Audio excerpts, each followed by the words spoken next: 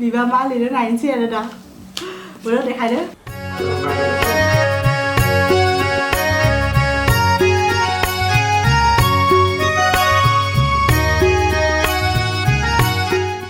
लोगोफोर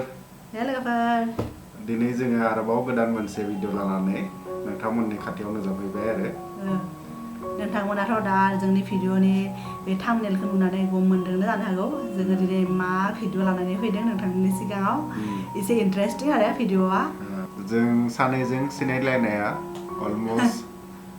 17 years जाहां आरो बे जों इसनि माने उन्दै टेक्ला क्लास थानायावनो लोगो मोनदोंमोन आरो स्कुलनि जेब्लानोखि एमइ स्कुलाव आरो अब्ला लोगो मोनदोंमोन आरो जोङो अब्लानिफ्रायनो जोङो सानैजों मिथिलायो आरो सिनायलायो दा जों सानैया सासेया सासेखौ बेसेबां मिथियो आरो बेखौनो दिनै जोङो टेस्ट नायगोन आरो बियो आंखौ बेसेबां मिथियो मोजाङै आरो आंबो बेखौ बेसेबां मिथियो दा लोगोफोर नोंथांमोना जोंनि बे भिडिअखौ नायलांबाय थाबानो जाबाय आरो अब्ला गम मोनगोन आरो सोर बेसेबां मिथियो सोरखौ नोंदायासो मिथियो आंखौ ना आंसो नोंबाजैयासो नोंदाखौ मोजाङै मिथियो आरो दा जोङो बे टेस्टखौ खालामनो थाखाय जों कुइसन्स बानायनानै दोनखादों आरो बेनि एन्सारखौ आंबो बे माबायाव पेपाराव लिरनानै दोनगोन आरो बेबो लिरनांगोन आरो जुदि सेम जायो एन्सारा होमबा बे मोजाङै मिथियो होननानै मिथिगोन आरो जुदि बे जुदि एन्सारखौ गोरोन्थि होयो एबा जुदि आं जुदि बेनि एन्सारखौ गोरोन्थि होयो होमबा आं बेखौ मोजाङै दाबो मिथियाखै होननानै सानना लागोन आरो नङाबा बावनानै दोङो होननानै सानगोन आरो 7 कुइसन इच लादों आरो बिबो 7 कुइसन लादों आंबो 7 कुइसन पिक खालामदों आरो दाख्लैथ' नोंथांमोना नुदोंनो दा आं मेगि चेलेन्जआव जेनदों होननानै दिनै दिनै आंखौ देरहाहो दा बिदिबा लोगोफोर स्टार्ट खालामसै आं सिगाङाव सोंगोन ना नों सोंबानो जाबाय ladies first always ladies first दा लोगोफोर नाम्बार 1 कुइसनानो जाबाय आरो जोंनि फार्स्ट डेट बहामोन आरो मा इयाराव माबे इयाराव आच्छा लोगो नर्मेल लोगो मोननाय नङा डेटआव आरो फर्मेलि जोङो डेटिंआव थांदोंमोन आरो अब्ला जों बहा थांदोंमोन बे डेटिं प्लेसआ मा आरो बेसेबां माबे इयाराव थांदोंमोन आरो जोङो इयाराव इयारखौ बुंनांगौ इनिफ्राय जायगाखौबो बुंनांगौ year and place and year स्पेलिंफोरखौ मोजाङै लिरनो हायाबा निमाहा बिनाय थाबाय बिबा मा लिरनो नायनोसै आरो दा बोरो देखायदो एन्सारा मा लिरदों ओइ नै लोगोफोर मा लिरदों आं नुवाखैना नोंथांमोनखौ देखायबाय दा जों नायनोसै होदो 2008 कलाक्षेत्र 2009 कलाक्षेत्र जायगा सेम दङ इयारखौ दंनो आं माय बावबाय 2008 मोन ना 2009 आवमोन 8 आव नङा आं इखौनो सानबाय थादोंमोन आं लोगोफोर जोंना फार्स्ट डेट आरो जोंनि जों थांदोंमोन 2009 आव आरो बे गुवाहाटीनि पान्जाबारियाव जे दङना कलाक्षेत्र बे कलाक्षेत्रआव थांदोंमोन आरो नैबे आं बे इयारखौ माहाय कनफिउज जाबाय आरो आं बे टाइमाव कोचिं लाबाय थादोंमोन खोमा इन्जिनियारिंनि बे कोचिं लागासिनोमोन आरो अब्ला बेनिखाय माहाय इयारखौ माहाय कनफिउज जाबाय आरो 2008 होननानै सानबाय आरो दाइखौ दोननोसै दानिया जों फैबाय जोंनि नेक्स्ट कुइसनाव दे नों एबार आं सोंनोसै आयौ इसर माहाय इन्टारेस्टिं कुइसनफोरखौ सोंगोन आरो आंबा मिथियोना मिथिया आंनि मिथिनाय बायदि सोंबानो जाबाय ना आंनि फेभरेट कालार योर फेभरेट कालार जादोंना जायाखैबा नुवाखैनो आं केमेराखौ मा नुदों हो ब्लु आं ब्लेकसो लिरदों नायला लोगोफोर बेखौ गोसोआव लाखिदो एफा इजि आंनि बाइकनि कालारा ब्लु बेनिफ्राय आंनि मबाइलनि कालाराबो ब्लु बेनिफ्राय आंनि घरिनि कालाराबो ब्लु बेनिफ्राय आंनि टि-शार्टफोराबो बांसिनानो ब्लु कालारनि बिनो ब्लेकबो मोजां मोनो होनो ओंखायनो ब्लेकबो मोजां मोनो ब्लेक आरो ब्लुनि गेजेराव आं कनफ्यूज जादों ओंखायनो आं ब्लुआ माने बारा मोजां मोनो आरो ब्लुखौ जिखिजाया इकुवेल जाबाय बे फार्स्टआव जेनेबा आं एबार दोनबाय दा नाउ लेट्स काम टु द नाम्बार 2 कुइसन आं बेखौ हागोन होननानै सानदोंमोन दा आं नोंनि फिजिकेल एपियारेन्सनि मा बुस्थु मोजां मोनो आच्छा फिजिकेल एपियारेन्सनि मा मोजां मोनो नोंनि आरो इदि बडिनि आरो फिजिकेल एपियारेन्सनि मा मोजां मोनो मेगना नंखाया खारन मेगनखौ मिथियो बे मेगना आंनि फिसा होननानै मोजां मोनो होननानै चाइनिज मेगन होननानै बुंखायो बेनिफ्राय दा लिरनोसै ओमफ्राय लिरनानै मोनगोन बेखौ एसे हिन होनोसै होना हिन आंनि थाखायनो नोङो खालामदों बारा जाबाय बुंला मा जानो हागौ आंद्राय हागोन एबार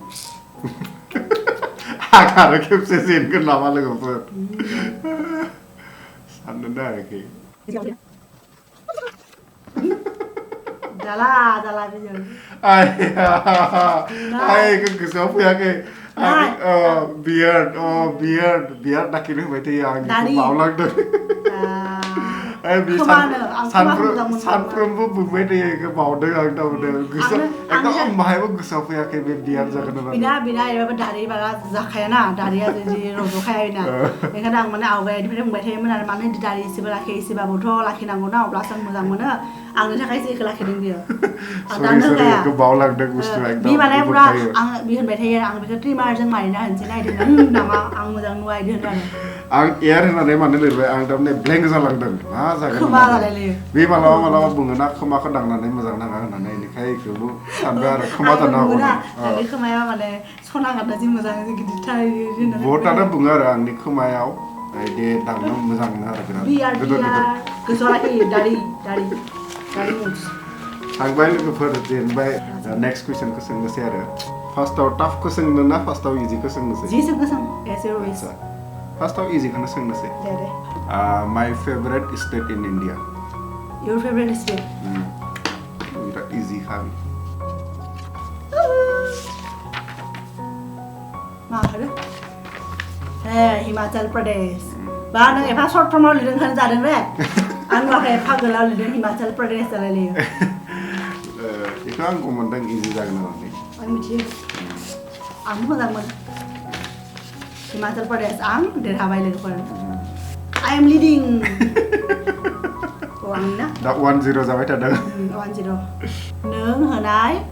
फार्स्ट गिफ्ट आंनो जाबाय लोगोफोर नै मिलायदोंना मिलायाखैबा नायना लादो नोंथांमोना होनो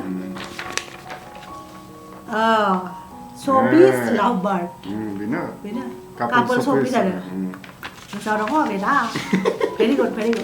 I appreciate your answer आरो नेक्स्ट कुइसन बेबो इजिनोखा होमबाबो आं सोंगोन आरो बारा टाफ कुइसनखौ सोङा आरो टाफ कुइसनखौ उनाव लास्टाव सोंगोन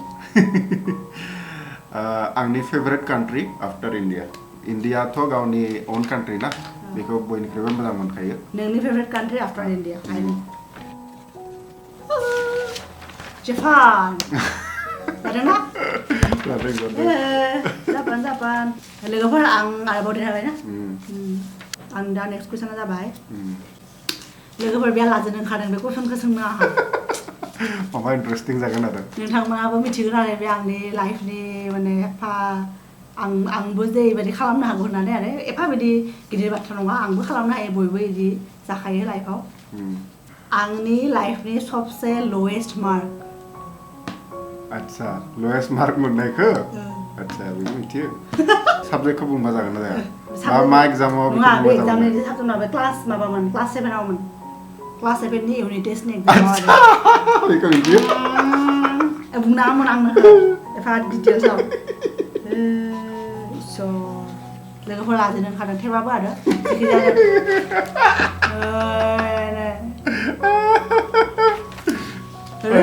जिर' मार्क मेथ्सआवमोन दा लोगोफोर जिखि जाया नोंथांमोनाथ' दा मिथिबाय ना माने मेथ्सआ एसेबां मोजां क्लास 7आव खनसे आरो इउनिट टेस्ट एग्जामाव आरो आं स्नि गिदिर दावदै मोन्दोंमोन आरो माने दावदै होनगोन अस्ट्रिसनि दावदै मोन्दोंमोन स्नि गिदिर 0 मोन्दोंमोन आं मेथ्स बिराद गाज्रि मोनो आरो दाबो आरो स्टिल आं मेथ्स बारा मोजां मोना एकदम 0 मोन्दोंमोन लोगोफोर मिनिनाङा दे आंनि सबसे टाफेस्ट कुइसन जायखौ आं सानना दोनदों बेखौ सोंनोसै आरो आंनि बयनिख्रुइबो ग्रेटेस्ट फियारा मा फियार गिनाय आरो आं माखौ बयनिख्रुइबो बांसिनै गियो आं मालाबा बुंबाय थायो ग्रेटेस्ट फियार बे टाफ जागोन माबायदि जागोन बेसे हिन होना सोरबा माबा मोनसे बुस्थुखौ मोजां माने जिखिजाया जुनार लागोन ना बुस्थुजों कानेक्सनानो गैया थिग साननायजों आरो बेथ' आं नों बुंबाय थायो गेजेर गेजेर खिन्थु आंना मेम'रिया सर्ट टार्म ना लुज मेम'रि आं बारा जलाखिनो हाया आंखौबो हिन्ट होनदोंमोन ना आंबो इखौ हिन्ट होनोसै दा साइक'लजिकेल आरो बे साइक'लजिनि मानसि बे मिथिनांगौ साइक'लजिनि मानसिया मिथिगौ नामा साइक'लजि स्टाडिज दा हिउमेन बिहेभियार आंखौ बिहेभियारखौ स्टाडि खालामसै लोगो नायलाय गुमुनो नामा खाफालाव मिलाय दोगोन नामा नायलाय मा जागोन your biggest fear बिनि जुदि एकदम खाथिनि एन्सारखौबो जुदि बुंनो हायोना होमबाबो आं येस खालामनो हागोन बेखौ एफा एक्जेक्ट एन्सारखौ होनो हाया बिनि जुदि खाथिनि एन्सारखौबो होनो हायोना होमबाबो आं येस खालामनो हागोन माबा लिरदों बेखौ टा आं बुंबायनो थायो होनदों आं माबा फेमिलिसो लिरबाय माबा फेमिलि नङा फेमिलिखौ आं मालाबाबो गैया फेमिलिनि थाखाय आंहा गिनाया गैखाया लाइफ आफ्टार आर्ट जों बयबो मिथियो बे आर्टआ मोनसेल' होननानै आरो दासिम जेसां इउनिभार्सआव जेसां एस्ट्र'नटफोरा बायजोआव थांबाबो लाइफआ अनलि आर्टआवल' एक्जिस्ट खालामो होननानै दासिम सेकेन्ड आर्ट नागिरनानै मोनाखै आरो बे गेजेरजों बुंबाय थायो दा आं बुंबाय थायो बेखौ डायलग होबाय थायो खिन्थु आं फार्स्ट गोजानसिम थांनो हाया आं बुंदोंना बि जुदि थैनायनि उनाव मा जायो होननानैबो बुङोमोन होमबाबो आं येस खालामनानै होगौमोन बेखौबो बुङाखै आं माने गियो आरो आंहा मा जायो आं बिदि सानो आरो जे बे बुहुमावनो मानसि दङ दा बे बुहुमा कमप्लिटलि डिस्ट्रय जालाङो बिनि उनाव मा जागोन बे बेसेबां बोसोरसिम बिदिनो थाबाय थागोन रावबो जोनोम मोननाय नङा बेखौनो आं गियो आरो मालाबा बे आंनि टाफेस्ट कुइसन आरो आं मिथिखायो बिनि एन्सारखौ होनाया एफा इजि नङा होननानै बे नेक्स्ट कुइसन आंनि माने नेक्स्ट कुइसन आंनि लाइफनि फार्स्ट स्कुलनि नाम आरो आं जेरावनोखि फार्स्ट माने क ख ग घ गाराङा सोलोंदों आरो ल'आर प्राइमारि स्कुलथ' जागोन नामखौबो खोन्थानांगोन ना नामखौ बुंनाया बेखौ माहाय मिथियो आफाया बे स्कुलावनो साख्रि मावोमोन होननानै फादार इन ल' आरो आंनि फादार इन ल'आ बिनि आफाया माने बे स्कुलावनो टिचारमोन आरो सिगाङाव बे हेडमास्टारमोन आरो बे स्कुलावनो होमबा नों गमन नांगौ आफाया जेराव दा स्कुलनि नामखौसो मोजां गोसोआव गैया मिथिया दाउट दङ एसे बे गामिनिबो कनफिउज जानो हागौ बियो आच्छा आमफ्राय गोरोन्थि जाबाय नामा मिथिखानो आं गोरोन्थि जागोन होननानै मा लिरदों आं खिन्थु सानदोंमोन नों फुल खालामगोन होननानै सेप्टासार एल पि स्कुल आच्छा बेखौनो आं बाहाय सानदोंमोन जेबो नङा थेवबाबो बेयाव जादों आरो माने बे जायगायाव बेलेग आरो एल पि स्कुल गैया आरो बेनि एल पि स्कुल दङ होननानै मिथियो सेप्टासार एल पि खिन्थु स्कुलनि नामा गोरोन्थि जादों आरो सेप्टासार गुदि फरायसालि सेप्टासाराव जाबाय आफाया फोरोङोमोन ओमफ्राय सेङापथाराव जाबाय हाइ स्कुलाव जाबाय आइया फोरोङो आरो बिसोरनि आइयाबो बेयावनो फोरोङो आरो सब टिचार गोजा ना बेखौ बुजिबाय दा आंनि नेक्स्ट कुइसन आरो बे इजिखा आं इजिलि हागोन होननानै सानदों आरो बेखौ बिराद इजि आंनि बर'नि फेभारेट सिंगार इजिलि मिथिबागोन मिथिखायो बेखौ आंथ' टाइटेल लिरलाय बेखौ फरायनो बिलायदोंना बिलायाखै नायदों नोंथांमोना नुहर लायाखै बिराज मोसाहारि ज्राव ज्रावा ज्राव ज्राव अखा हादैयाव बिराज मोसाहारिखौ मोजां मोनो आरो बियो माय फेस्ला मेथाइ बैसा जायोना जंखायनाय मेथाइ बे बैसा मेथाइफोरखौ आं बारा मोजां मोनो आरो खोनासंनो नेक्स्ट कुइसनखौ नोंसो सोंगोन my all time favourite Hindi movie गांनै फिल्म दङ बे बैसा माबा दा बिनि गांसो जागोन आरो नेक्स्ट बिनि फेभरेट मुभिनो अल टाइम फेभरेट मुभि आरो बेखौ जादोंना जायाखै पात्ता मोनाखै आरो आंबो माहाय कनफिउज जादों आरो बे एन्सारखौ आं लिरदों आरो जादोंना जायाखै पात्ता मोनाखै सर्ट फर्माव लिरदोंना लोगोफोर आंबो सर्ट फर्माव लिरदों आरो जादों कुछ होता है आं माहाय कनफिउज जादोंमोन बे DDLGआसो जागोन नामा होननानै बेनिफ्राय आं बेखौ आं माहाय मिथियो आरो बे अमरिशपुरिखौ बारा मोजां मोना होननानै DDLGआ अमरिशपुरिनि थाखाय बारा फेमास ना आं DDLG नायाखै दासिमबो आंबाबो कमन आरो बे कुछ होता है बिराद मोजां मोनो होननानै बेनिफ्राय रानि मुखार्जीखौ मोजां मोनो होननानै मिथिखायो आरो बेनिखाय मिथिबाय आरो नेक्स्ट कुइसन आंनि